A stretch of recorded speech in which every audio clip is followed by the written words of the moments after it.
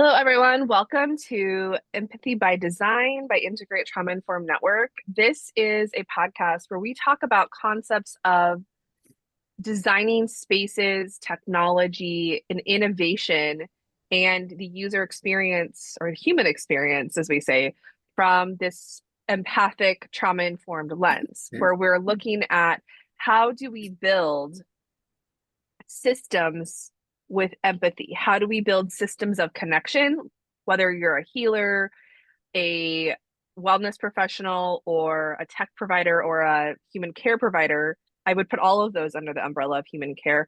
But we're looking at what do we need to do to set our systems up so they are people centered and not concept centered or agenda centered, right? How do we do that? What do we need? So today we're talking about setting our systems up, our interpersonal systems up. Okay. So last week we talked with Tristan about setting up our technological onboarding systems up. This week we're talking about the interpersonal systems we have. Okay. From a lens of embodiment. Okay. So with boundaries. Okay. So today we're talking about embodied boundaries. So think through today with us how your boundaries as a system of connection to you, or as I say, like a moat.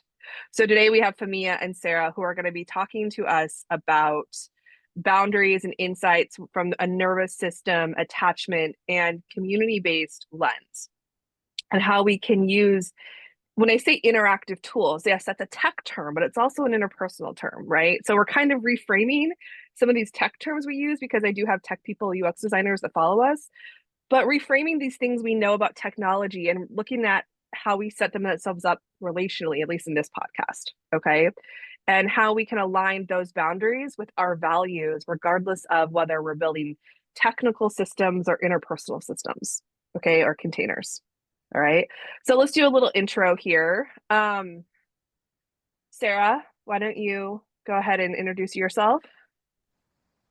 Hi, guys. I am Sarah O'Brien. I'm a licensed clinical social worker in Richmond, Virginia.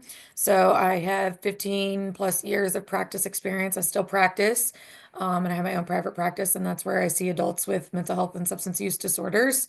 And then the other part of my work in coaching and consulting is writing, copywriting, creating digital products, ebooks, and workbooks related to this stuff, like setting boundaries and attachments and self-care. And I think that's it. That's mostly it. Fihmiya. Hi, everyone. So I'm Fihmiya Hamdan. I am a former educator. I currently sit on the intersection of health and wellness, technology, and education. I am currently the community manager for Integrate, where I help facilitate the conversations between our human care providers, create the resources, and support them however they need. So really lucky And to be so there. I just want to talk about that for me really quickly because I always try to make sure that people understand the system as we get on to this podcast. Okay, so there's two things before we get in here. One, we're all doing a workshop here on May the 10th, okay, called Embodied Boundaries. That's why we're here, because we're, side note, no shock, we're promoting that workshop on May 10th. Big surprise there. Um, so, but it is going to be a really great workshop. But I want to talk a little bit more about the system because I've gotten several emails from you all about, I really like this affinity group. How do I get involved? And it's not in our website as much anymore as fronting. So I'm trying to say it as much in our social media or on our podcast as much, because most of the people that are interested in the affinity group and our trauma informed leadership growth process will listen to the podcast.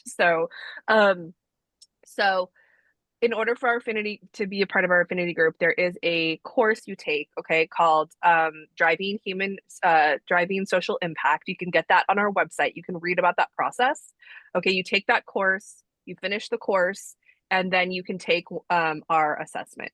All right, so that's kind of the way we work it. We do have some live cohorts that are on our website.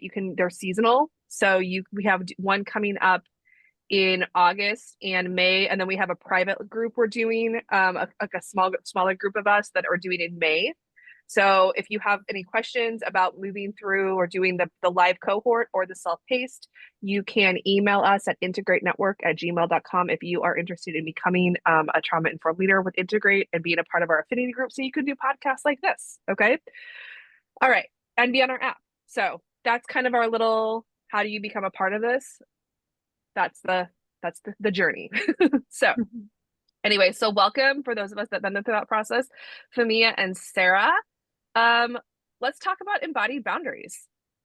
All right, so what are they, you all? Like, what does that mean to us? Then we'll kind of roll through, like, what does it mean for the nervous system? What does it mean in resilient communities? What does it mean from an attachment point? So we'll kind of just move through those points. But like from your perspective, just an intro, when you hear someone talk about embodied boundaries, what does that mean for you from like an attachment lens, Sarah? Well, let me just say, first of all, embodied boundaries is weird for me. So Yeah. like I needed like boundaries good, embodied what?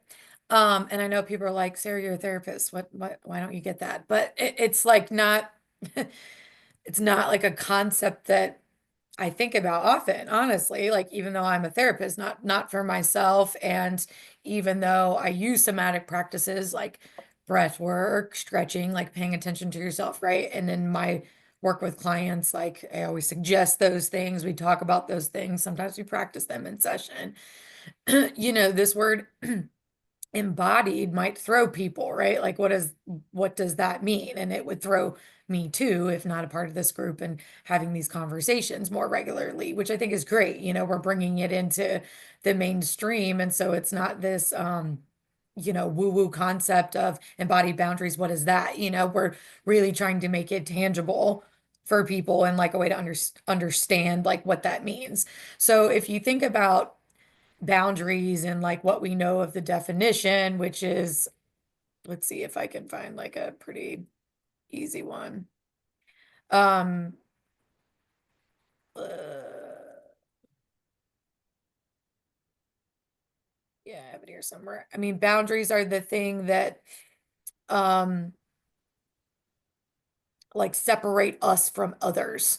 They tell us where we end and where other people begin.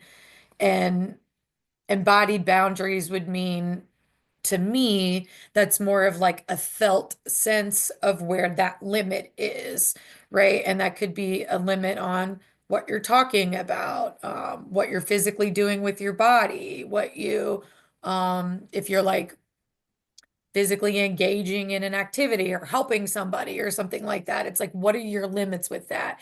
I use this a lot in therapy sessions and talking about when my clients have, and you know, we all have this guilt when we first start setting boundaries for sure, especially if we're not used to it. It's a weird feeling. It feels like it's wrong, even though it's not wrong because it's new to us and it's not familiar. So when I go into this with like psychotherapy clients and we start talking about it, I use this example of, okay, a friend asks you to help them move, you know, literally move from this location to this location. This is boxes, furniture, like whatever. And you physically can't. You sprained your wrist, you don't have strength, you're sick with something, you know, have a broken ankle, whatever the case may be, you just can't do it. You had agreed, now you can't, or you can't to begin with, whatever the case may be. That's a limit. That's a physical limit that you have. That's a physical boundary. It's a no, I can't help you because I physically am not able or have the capacity. And when I think about this in the, you know, emotional sense, it's that same thing. It's I don't have emotional capacity to help you with this or to do this, or I did and now I don't anymore, right? So it's I use that example for clients to say, like, you would have no problem saying, no, I can't help you come move because I can't lift furniture. Or, you know, I have a back injury and it's not good for me to lift stuff. I would love to help in other ways. You know, maybe you can help your friend move without physically having to engage in it because you have a limit there. And we don't think about that as much for like mental or emotional boundaries, but it's the same. Do you have the energy for that? Do you have the capability for that? Do you have the bandwidth for that? If you don't, then it's a no, or you know, you need to modify, right? Like, can I help in some other way that doesn't take so much from me, or that I'm emotionally not capable of doing or giving. And so let me give an example, like in a difficult conversation, we're talking about things outside of, like the mental health space, but in the world of design and other things, think about if you're having a conversation with somebody and you're trying to talk about like how you're going to do this or implement that, or how the team is going to get this information, or how we're going to then apply this new design, et cetera, et cetera. And then it just starts to maybe get elevated or heated, let's say, and like you don't agree with what they're saying and all this stuff. And so you might not have the emotional capacity to finish that conversation, to get to an endpoint that's satisfactory for people if you're really elevated or dysregulated in your emotions or in your nervous system, right? So this is an Right. example of like, I no longer have the emotional capability to continue doing this, so I need to set a boundary and like say no, or say no for now and come back later. And And I think that, go ahead.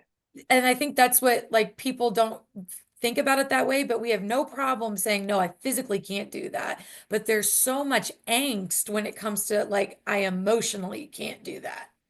Yeah, and I think you hit the note that from like a nervous system capacity space. Because I just want to hit on that because that's like the first Yeah. level that we talk about. So in our workshop we're doing on May the 10th, we're going through the layers of nervous system attachment, which is kind of what Sarah's alluding to, and also this community space of how am I with lots of people, as Fihmiya is gonna talk about in hers. And I think it's important to understand like that nervous system piece, because we don't always talk about that. And I think where I see especially trauma survivors who are learning to we call it pendulation in like somatics, right?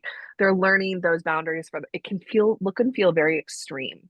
So, and one of the reasons why I like to call it embodied boundaries is because lots of times, and I'm speaking from my own experience and from just being yeah, aside from doing L&D UX and product development user experience, like, I do have I bring a lot of that insight from being a trauma-informed yoga teacher and an energy worker into that space, hence why we have this podcast, because they both feed the other, and lots of times what I've seen in myself when I was early in my own healing process and also in clients and yoga students is learning to establish boundaries in your nervous system. It's going to be like a pendulation.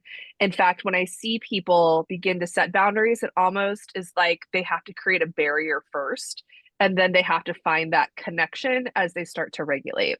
Yep. So when you said come back later, that's Mhm. what I read from like this nervous system lens, which I'll go into polyvagal theory here in a second. So this makes sense, but I just want to make sure I'm piggybacking off of Sarah, is because a lot of people, I see this happening a lot right now, given our current status in the United States, is people will just swing the door closed, okay, Yeah. because it's a trauma response. But then they'll be like, let me come back in like a couple of weeks and let's come back to this when I'm, and I see like really good people, like when I feel better. But that's it. Like I read that as a nervous system boundary where I'm like, okay, I need to create a barrier first, and then I'll slowly open the door again here in a second when I have a little bit of space to like be clear. Okay. Yeah, it's like I have to protect myself first, get my footing, and then figure where I can venture back out. Yeah, Right. while I'm And still so, safe, right? Like it's kind of bringing all that in and then figuring out how to go back out with that safety. from like a nervous system standpoint, just to give people a heads up on like polyvagal theory, which is what I'm alluding to. So polyvagal theory is this concept. This is the baseline of what we call embodied boundaries. Okay. So we have these two, I say this in almost every yoga class I teach. On one side, you have like more of a shutdown energy. I like to use energetics through this because that's how I can describe it. More of a shutdown, depressive feeling, apathy, depression. Not that that's, by the way, depression does not mean I am saying if you are depressed, you are in this. I'm just saying more of like a suppressed, depressed, and low energy is what I'm trying to say, not clinical depression. So just let me make sure that I'm clear on that. Okay. And on the other side, but you're feeling very low, you might blue, may or may not. Yeah, Yes, checked out, shut down. Like, down. yeah, we're trying to dull the Right. emotional dysregulation, right? Like bury it kind of. Yeah. Bury it. And then on the other side, we have more hypervigilance, more like panic, Yeah. anxiety. Well, they're both anxiety, but like what we see of anxiety, which is like pacing, nervous hands. Like I notice like my hands get clammy when I am in that space, you know. Heart racing. Okay, so one is high energy, one is low energy. All right. And then you have this place in the middle where you're supposed to connect with the world. And we call that social engagement, but I don't call it social. I call it meaning being able to connect with yourself with clarity and connection. Okay. So it's not really, so I always say that because I used to say social engagement in my yoga students. And I was like, but I don't want to be with people, but I can be with myself and my plant. I was like, well, that's great. Being with your plant is also social. Right. So it's not being with people, it's being with other things with yourself, being with yourself with another thing, even if it's your cup of coffee, you know what I mean? Like whatever. Safety in myself. How do I find safety in myself? Okay. And moving from one of those extremes. So when we talk about embodied boundaries, when I hear a door shut earlier, like what I was talking about like a barrier, we also have to know that we need to go find that space back to safety within, because that says something safe within me, something doesn't feel safe inside of me. Okay. Whether it's an external threat or maybe it's even an internal, it can be internal too. Right. Something doesn't feel safe, I'm shutting the door. Okay, well, I need to then go find my way back to that space where I can relate to things around me and myself simultaneously. Doesn't necessarily have to be a person baseline, but that's kind of what we're talking about when we talk about embodied. That's a nervous system, body-based perspective. Very simplified. If you are a person listening to this and you're like, Julie, you just oversimplified polyvagal theory, this is not the space where we're going to be talking in depth about polyvagal theory. I just want to be really honest about that because sometimes I get emails from people that are like, that is another conversation. That is not like the conversation we're having here. So this is just for beginners. Like that's the basics of embodiment 101. So when I talk about the nervous system in the workshop, we're going to be talking about coming from that lens of that felt sense of threat. How am I feeling threat? And how do I create boundaries that can feel sometimes dysregulated, but I have to know that I can come back to that space of regulation. And that's the process. And that's the embody piece, knowing the boundaries aren't yes or no right now. In many ways, it's no, give me a moment and I'll come back to you with my answer. Okay. With a little bit more clarity. It's clarity. It's really about clarity. Yeah. Go ahead, Fihmiya. Oh, I wasn't sure if Sarah was going to say something. You know, like I'm listening to both of you talk about the barriers. So I can relate to that because that was me once upon a time, way back when and this is for me from a personal perspective, then I'll talk about the communal stuff. I didn't know what boundaries were. I didn't understand them. I didn't know what they looked like. I didn't know what they sounded like. And I sure as heck didn't know what they felt like. So for me, I struggled and I did put that barrier. And the reason why I put that barrier was not to shut people out is because I didn't know what that was supposed to look like for Fihmiya, not for Julie or for Sarah, but for Fihmiya first. And that's why I really struggled to build solid, I guess, relationships with people because I struggled because, you know, Sarah, you were talking about when the friend's asking you to move and it's just like, okay, but really deep down inside, I didn't want to. I was just tired. I was exhausted. So for me, I didn't understand people's boundaries either. Why? Because I didn't understand mine first. So I didn't know what that looked like, right? So there was that disconnection, right? So when people would tell me no, I was like, why'd they tell me no? I'm always saying yes. I don't get it. I don't understand. So I had to kind of pause and be like, why am I so darn tired at the end of the day? And I had to be really honest. And I started to journal it. I was always picking up phone calls when I was super busy doing what I needed to do. I was taking people to places. I mean, you name it, I was beyond exhausted. I wore myself thin, right? And so for me, I had to understand, and I believe this would go back to the embodied boundaries, is I had to understand what it looked like for me, what it felt like, and what it sounded like. And I had to write them down because I am visual and I needed to see it in order to just keep reminding myself, absorb it, embed it, to really implement them. And when I did, it felt really uncomfortable. Because there was that sense of resentment that was coming from people that got so used to getting what they wanted from me. And yes, it felt uncomfortable, was not easy, wasn't overnight. It took me years, right, to actually implement this. But then I started to understand, like, these are just probably people that don't respect me. If they can't accept the fact that I cannot do something in that moment, then why do I really want them around? So I started to limit the energy that I was giving them. So these boundaries I started to create really helped me not only to respect like our relationship, but it was more like respecting Fihmiya, what that looked like. And then I was able to understand why people have boundaries. And in fact, I cheer people on when they do have them. And I would even, for example, tell my niece, I said, if you don't want to come with me, it's okay if you tell me no. I still love you. Right. And so going back to all that is just really important for me to really understand what that looks like. And if you tell me no, I'm not going to hate you for it. I'm just like, you know what? Good job. I'm so glad you told me no. So coming from the communal perspective as a community manager, when I go in and I build spaces, for me, I try to very much understand, right, the guidelines, respecting everybody's limits. I can't expect Sarah and Julie to answer my phone call right then and there. I have to understand your availability. You're super busy. You have a life. You have things going on. And then also asking for feedback, right? Yeah. First, asking permission. I can assume something, from Sarah or Julie if I don't ask permission first. May I post your picture up on LinkedIn, right? Because maybe you're just somebody who doesn't want your picture up. And that's something I had to learn as an educator, but was reinforced when I started to build spaces, right? So this is again about protecting energy, the consent of the group, and the emotional health. So this is really important for any community manager to really fully understand. Fihmiya, can you talk a little bit about what exercises you're going to be doing in the workshop to help give a space for people to practice that?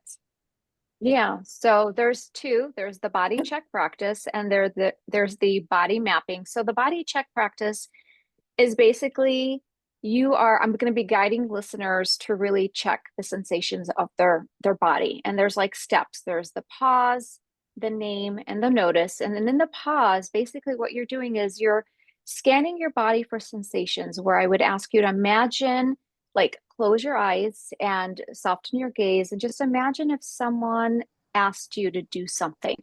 What would that look like, sound like, and feel like for you, right? And then in the notice, it would be what sensations come up. Asking yourself, does it feel right? Does it sound right? Does it make sense for you? So that's what you would do in the notice. And then in the naming, you would basically call it out. Is this a yes for me? Or is this a no for me? Do I like it? Does it feel good? Now, for those that are uncomfortable, I know with Julie, we talked about this before, the accommodations for body scanning. Somebody who might feel uncomfortable and not want to put their hand on their chest or their belly because that doesn't feel right to them, then I would remind them, you know what, if you don't want to close your eyes, that's fine. Keep them open. And if you would instead like to journal or write out what it felt like once upon a time to set a boundary, what did that look like to you? So we give them the accommodations, right? Because coming from a communal perspective, you want to make sure that you are mindful of everybody's comfortability level. I think that's super important because what's comfortable for me is going to be different for Sarah and Julie and everybody else. And then the other one is a body mapping exercise. So it's basically for you to understand your limits, your yeses, your nos, and discover what those look like. So this is like a visual exercise. And basically I would ask everybody to draw a big circle on a paper, place a dot in the center. That dot would be you. And in the middle of that circle, inside of it is the green zone. And in that green zone, you would either name or draw things that feel good to you. Things that feel welcoming, that feel safe, nourishing. Is it family? Is it activities? Whatever it may be.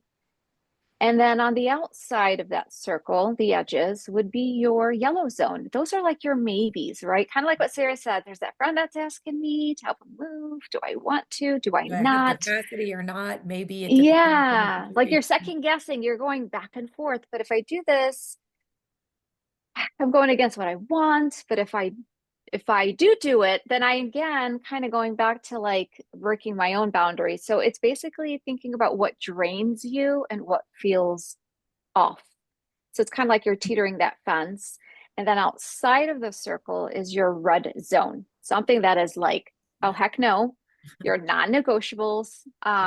It doesn't feel safe for you. And then as you look at this visual exercise, you're like, okay, I know what's in my green zone. I know it's in my red zone. And then here I am with my maybes. What is it about these maybes that I need to work on? What is the boundary I need to work on? So going back to Sarah with the moving exercise, she can get another friend and do a scenario-based play out where you can play that out with them and really work on saying no, right? And it's okay to help. We're not saying don't help people, but if you just deep down don't feel like it, you don't feel like it. That's right. Or you physically can't or whatever, right? Like then it's Yeah. okay to say no. I like the idea of what you're saying there of like kind of practicing it because it goes back to what you were saying before, like how does it sound for me? And so Hmm. I think this is the other piece, right? It's like even if you've identified your boundary, it's then communicating it to Yep. other people. And, I'm famous for communicating my boundaries with a lot of anger and vigor, like when they get crossed. And so I'm a very, like hurt Sarah is angry and, vicious. Like you do not want to get in a fight with hurt Sarah. That's worse than like pissed off Sarah, And so it's recognizing, um, where that limit is for me and then communicating that effectively and not causing harm to others. And this Yep. is where I had to do a lot of work, right? And Yeah. like because it's easy to like be activated or triggered formally triggered and then like shout your boundary. Oh yeah, like don't let me do that, or Hmm. whatever. Don't talk to me that way, all those things instead of just like, hey, this doesn't work for me. And like, I need to end this conversation, like from a grounded place, right? And then being able to communicate it. The only way I was able to communicate boundaries before was like activated and you had like crossed it and I'm like dysregulated, right? But this knowing that you're talking about and then figuring out how it sounds for you to say, like what sounds like Hmm. your voice and even communicating the boundary. And I talk about this a lot with clients too. I give them examples, or like you can say this or you can say that, or, like take this and then use your own words and figure out what's easy for you, almost like what rolls off the tongue, like what makes Yeah. the most sense for you to say and how you would say it. Go with that, right? But think about what that is for you and Yeah. And I practice want to it. say something on that, Practice it. Sarah. Yeah, I think the struggle too, at least I know for me, and actually I've had human care providers in other space, there was a point where we did talk about boundaries. And I had to kind of pause, right? I was just like, right, take off the assumption hat. I was like, they should know what boundaries are. And I was just like, right. And I was just like, wait, you're assuming here. Don't do that. But I was like Right, really right. That's very so hard. curious. It's like, but they teach this with their clients. They do this with their clients. How are they struggling? And one actually flat out told me, Samia, I'm really struggling with setting boundaries, especially with family. How do you do that? And I said to him, I said, boundaries looks different for everybody. I said, what does that look like for you? I said, my boundary is going to be different from you and vice versa. I said, you really need to sit down and write out what the struggle areas are for you in that moment, your limits. I said, you have to know your limits. When Mhm. you feel like you're doing something and you don't want to do it, I said, then that's a boundary you need to work on. I said, it's not overnight. You have to understand what that looks like for you is going to be different for somebody else. And communicating that is really hard. Anybody says that it's easy? No, it is hard because you're going to get relationships tested Yeah. all over the place. And you just have to remember it's going to be uncomfortable, but the right people that love and respect you will understand because they have their boundaries in place too. So yeah, I think this communicating part, I'm sure Julie, you could talk about that part, is the part where people do struggle to kind of share that with other people, what it Well, looks like, And right? that's the but trauma informed part is well, it's right, is that, but like it goes community. even Yeah. deeper than what, Deeper, and right? Sarah, Yeah. it's, I think Sarah, you're going to talk about that a little bit more in our workshop that isn't talked about in pop culture, which is like, I think, which is why we are uncoupling this in this workshop from set a boundary. I'm like, well, it's okay. Well, boundaries are about other people. So there's your nervous system on one level. Then you have your attachment wounds, which go together, by the way. And then you have to deal with like what Fihmiya is going to be teaching about how to even do that part to even create space between your nervous system wounds, your attachment wounds, your nervous system dysregulation, and finding that opening inside of you to even do what Sarah was saying as finding that actual, what does I call it, the adult within Yeah. to There you go. to to That's to good. speak the Yeah. boundary to you. You have to Uh-huh. go through all of those layers. So that's why the pop culture, that's why we're struggling with this, is what I'm That's why saying. you Because say set boundaries and people are like, what? And What? it's like, yeah, it's a little bit more layered than that for people. Yeah, all people.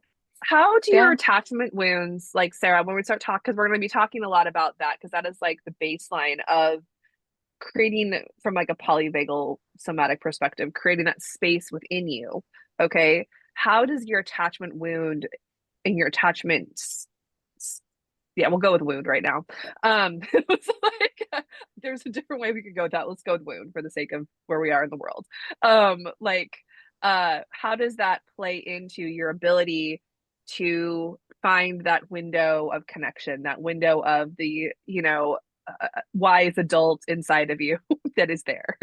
Right. And it's like balanced, healthy connection, which I think is the thing that we need to say here because attachments are about relationships, bottom Right. line. Okay. So your attachment style is developed in relationship and then perpetuated in relationships and or healed in relationships. So when we're talking about attachment styles, we are talking about our connection with other people and our early experiences with attachment. And that has to do with your primary caretakers, whether it was your parents, grandparents, guardians, or somebody else, whoever was the main person or people, adult people that were raising you from being born on, is where this comes from, right? And that's a relational thing, and it gets set before you have a choice about what kind of relationship you have with your primary caretakers. They basically set that up for you. And it's all based on their health and their attachment system and what they know, right? And so, what people have to know about that later in life is that boundaries, I mean, almost all boundaries are about the human experience. So either your relationships with other people are difficult people or your relationship with yourself. And like we're talking about and having that self-reflection there, part of your relationship with yourself and how you view yourself goes back to your attachment style, your attachment wounds and what that looks like. And let me give an example. I'll give an example of my own life. I have anxious, insecure attachment, which means if there is uncertainty, discord, conflict, um, uh, um, lack of information, lack of vulnerability and openness in relationships, I get super anxious about what that means.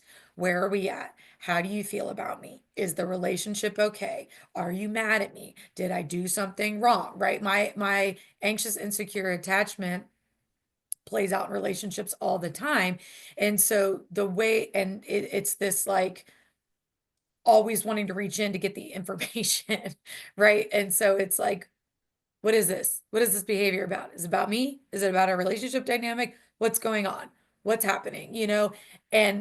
And that leads into me people pleasing, and perfectionism, right? And I think I wrote about this somewhere recently, but for me, that people pleasing, I think it was in one of my posts recently, actually, about boundaries. People pleasing look like trying to do the right thing all the time. So this is why when I sort of uncovered that I was a people pleaser like a couple years ago, I was really shocked and really upset because I would have never described myself that way. I'm pretty strong, I'm pretty independent, but it's this piece of doing right by others means I'm always putting the other person in the relationship first, which means I'm not ever putting me first, which means I'm pleasing, right? In some way, and like trying to do what other people want or expect of me. Now, again, I've internalized that as being the right thing. This comes from my attachment system of having to work really hard to get connection from my caretakers. They're not explaining things. They're not hugging me. They're not telling me they love me and they care about me. So I'm anxious all the time about where that is in the relationship and reaching in and going, okay, look at me, look at me. I did this. I accomplished this. Is this right? Can I get love? Is this right? Can I get love? Right. And that has just turned into an adult that's like an overachiever, perfectionist who's trying to do right by others. I have this rigid moral code, and like it has turned into like not having boundaries that actually benefit me, And so, and I'm sure they work for other people, or it's like there is some, it's kind of like what you were saying before, it's not like don't help people, it's not don't do right by people, yes, but like don't do it at the expense of yourself. And Yep. my rigid moralistic thinking that has a lot to do with my OCD, which has a lot to do with how I grew up and my family system and everything that was there, this all plays out in adult relationship like pretty subconsciously unless you become aware of it, and it's like repeating these things, and it's not knowing where I can say no, feel okay in myself, and kind of like what you're saying, Fihmiya, like have respect enough in relationships that it's not going to damage the relationship. And oh boy, Mhm. like many a times it is going to impact relationships, but Yeah. we have to understand that those are people that don't respect you and don't respect your boundaries and probably aren't safe for you anyways. And I'm talking Mhm. like for me, this is like family, like dad, mom, brother. Like I've had to recognize like not safe for me. And so I need boundaries, and it's not easy to do that when you think it's going to impact a relationship potentially negatively. And let me tell y'all, it has impacted those relationships for me negatively. Um, but it's a negative impact on the relationship, not on me. I actually feel more peace, more Mhm. calm over time. Like for me, is saying years of practicing these things, I feel less guilt because I can recognize the felt sense of like, well, this is way more comfortable than trying to do right by them all the time. Mhm. And this is where understanding your attachment wounds, your attachment style, your early attachment figures, and how they set up connection to other people for you. This is basically it. This is how you connect with other people. And if you have anything but a secure attachment, it's problematic in some ways because we engage in unhealthy behaviors to seek attachment and connection and closeness, which means we're not clear on our boundaries. We're either overly rigid or overly loose, and we don't have like a healthy balance there. Yeah, Yeah. I think that is really, an important piece is that, and Sarah in that workshop on May 10th is going to be kind of going through some exercises that she uses with clients about, can you talk a little bit more about kind of those exercises that you're going to bring into the workshop? Yeah, so we are going to talk about like what loose, healthy, like loose and open, healthy and rigid boundaries are, which I think is going to help people understand the like the difference between those. Like you think you have a healthy boundary, but really you're like too loose with it or Yeah. whatever. And so giving those examples, I'm also going to talk about the attachment style and characteristics of those. Like let's like for anxious and insecure, I'll just give you one or two. Um, so you heard me say a little bit, the desire for intimacy and closeness, but doubts and abandonment anxiety that they're not going to be there and they're not going to show up. So some characteristics like that we're going to talk about with each of the attachment styles, and then the impact on boundaries. So for me, that's been poor loose boundaries, codependency, hypervigilant about getting my needs met. And anytime I'm hypervigilant, I'm not able to be very trauma informed, right? Like I'm in almost activation mode. And so the other thing we're going to do is talk about attachment theory in terms of the attachment behavioral system, caregiving system, and exploratory behavioral system, and how, based on this and these early life experiences, so not only does it impact like how you relate with other people, it also impacts what allows you to trust other people and kind of what doesn't. It's like there are many things that I would love to trust in people, but like my early and previous experiences like don't allow me to do that. And so it's also understanding for yourself like what that looks like how do you develop trust, how do you develop trust in other people, like also understanding your attachment system. So any of the non-secure attachments means things were inconsistent. That's the best way we can say it. So they were either inconsistent in this way or in that way or in both ways, right? Like as we talk about it. But the thing is that your need for attachment and the caregiver didn't match. Like this did not match up, right? And so it's also understanding the impact on that, which is the exploratory behavioral system impacts learning. And learning can really only happen when we feel safe and there's trust. So like all of these things come back to like, you can't even learn about boundaries unless we're grounded and feel safe and have trust, because your learning system isn't on if you're hyper vigilant or your nervous system is kicked on, right? Like, and so a lot with like a lot of what I do with clients is talk about like specific things that you can say, right? Like if this is the boundary, right, you don't want to do this, how can you communicate it? How do you say it so that it honors you, so that it honors them, especially if the relationship is important to you? Like, how do you communicate this from a place of like, I need, I feel, I whatever, and maintain the relationship if that's what you want to do. And I always like to describe boundaries as this way. For me, it kind of touched on this a little bit. I describe boundaries for my clients as, it's sort of this like perimeter around you.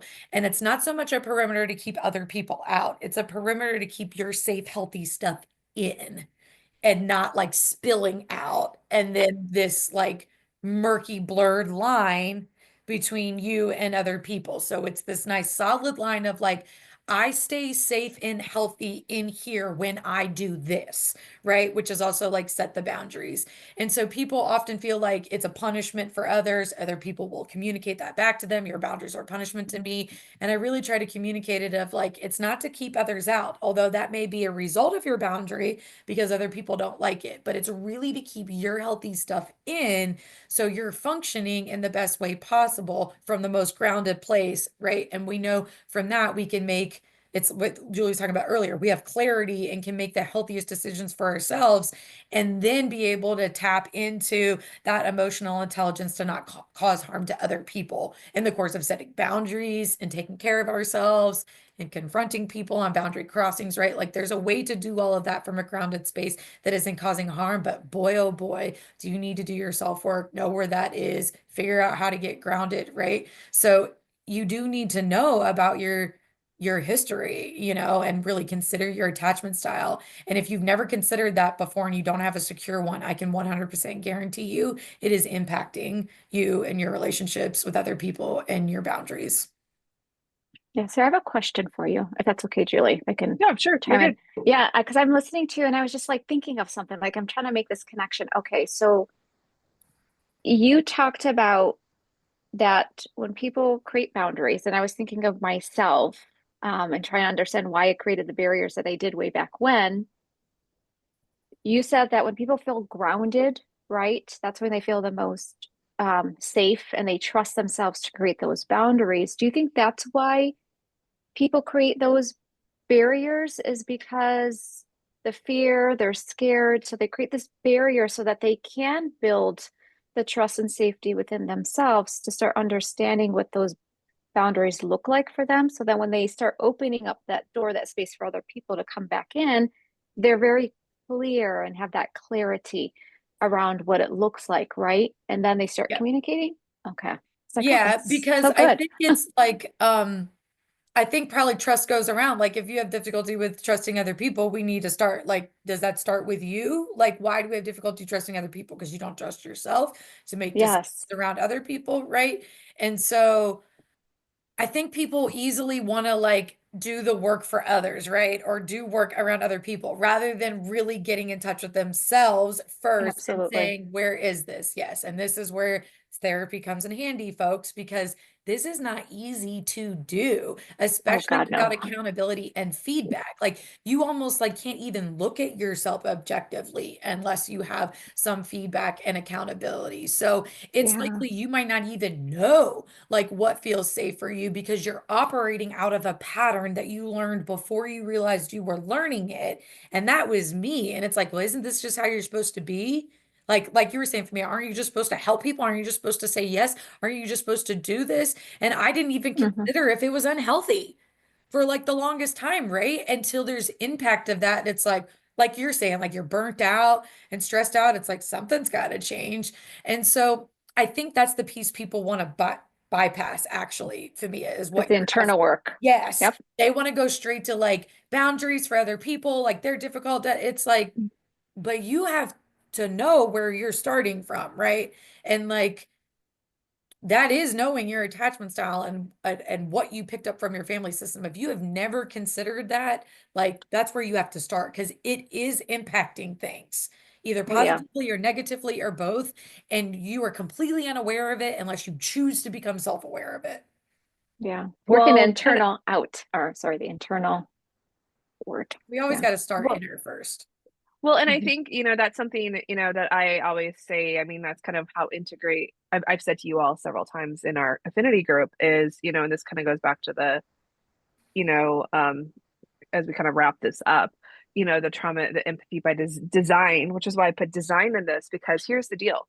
I'm a designer. I do product management and L&D UX design, as I always try to put that in there because it's a very specific type of design. I can do product management UX and I can do L&D UX, but um, but development or sorry, management.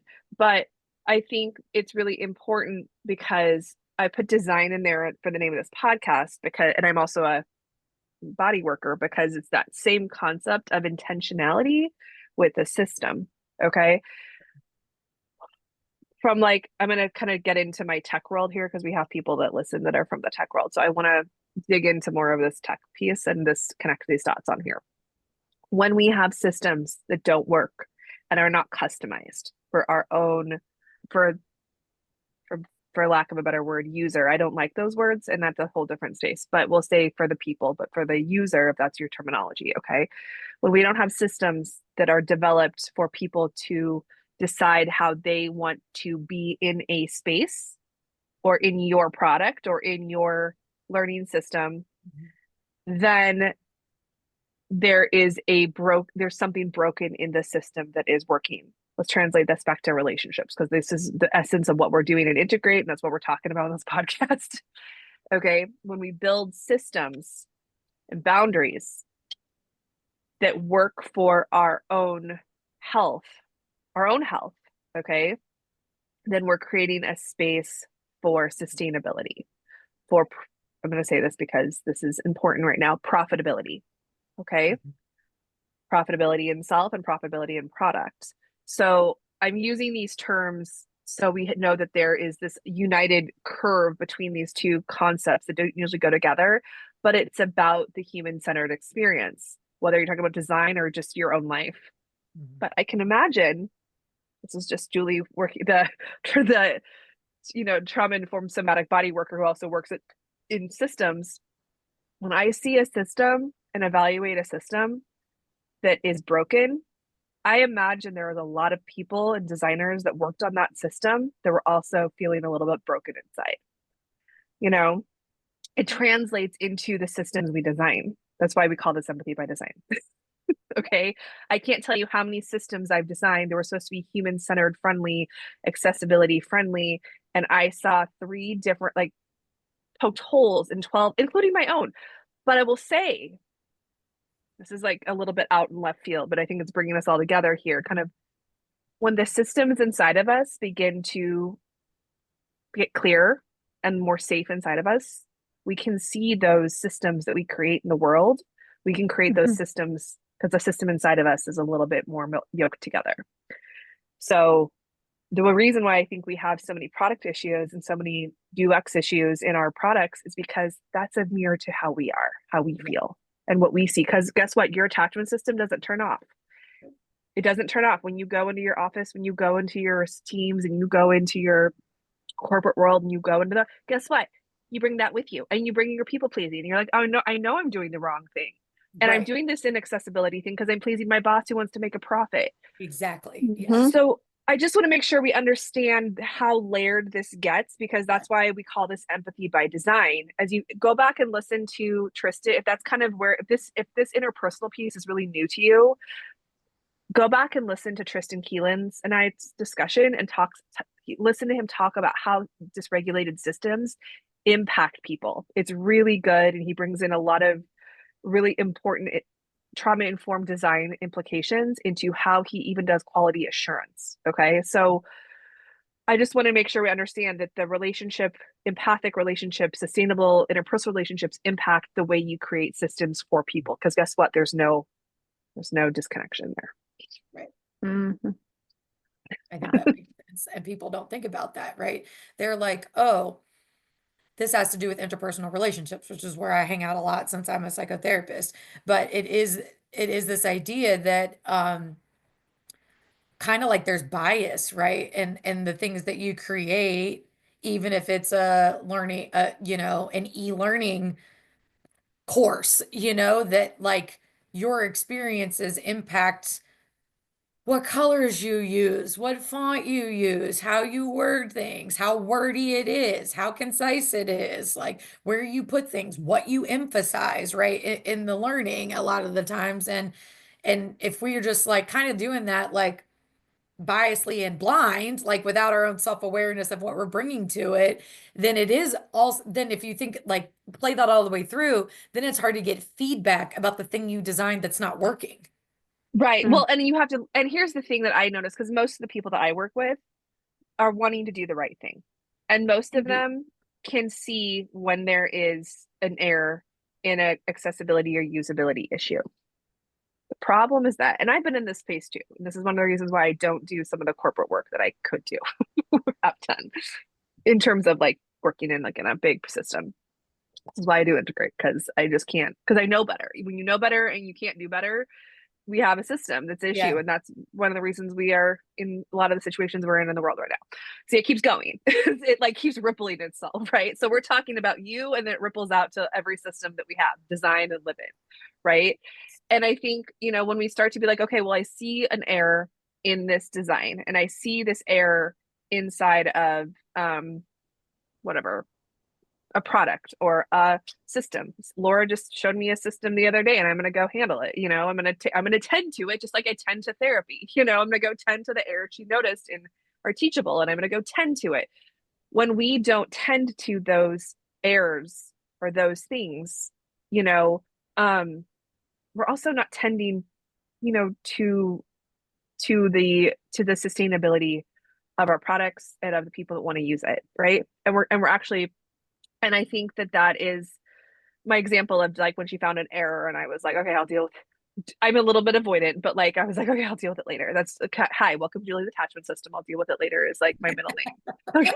And I'm like, I'll deal with it right now and put everything else on hold to deal with it. That's That's me. Right. secure attachment coming at you. Yeah. Right. Welcome to Julie's attachment system. Like, I'll deal with it later is like my middle name. And I was like, oh, look, isn't that funny how my attachment system just came up in this situation? Yes. Okay. But I see that happen, and I also witness people who have that, right? It's like not even like deal with it. I'm like, I don't want to disrupt the harmony of right now, because I also need to make a paycheck. I'm not saying there's a way through this, because sometimes you will make a mistake, and you just are going to have to play the lottery of if you're going to get sued or not by, a disability situation, someone that needs that accommodation, that's your call to make. But I do see people that bypass the disruption or discomfort of those conversations on usability and disability all the time, because they're afraid of rippling, the flow, so Mhm. I think that that's really important to just notice about ourselves. I will say for me, those Like when I see it in my own system, I'll be like, oh God, I gotta go deal with that. You know, like when you have to deal with another person's system inside of yours and you have to do that together, you do. That's when you have to go through those trauma-informed leadership skills, you know, that we teach here and that Katie teaches on her stuff. You know, you have to go through those interpersonal skills on is the disruption worth whatever the cost, because you're always going to pay a price to those boundaries. You might lose a job, you might lose money, they might bring in George, who's totally fine making a totally useless product that no one can use, totally fine, but he gets paid and so do they, so everyone's happy. Like, I'm not saying there's no price to pay for this, because there is, and I've paid a price significantly for not doing some of those things. So just thinking about that, it does go back to our attachment space, it goes back to our boundaries, and it goes back to the nervous system attachment and how aware we are of that, of being clear, or the pathway to finding clarity inside of us to make that next move. And that goes from your nervous system and your early attachment.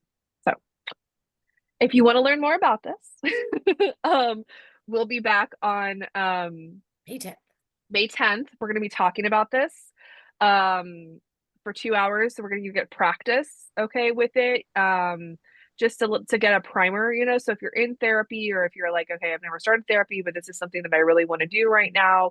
Yeah, this is your space. So whether you're a healer, a designer, UX professional, a mom, caring for a caregiver, you know, caring for someone who's ill, this is like your space, right? To handle that, to explore that, to like just be curious about what is the system like to have an embodied, explore boundaries from this layered lens, right?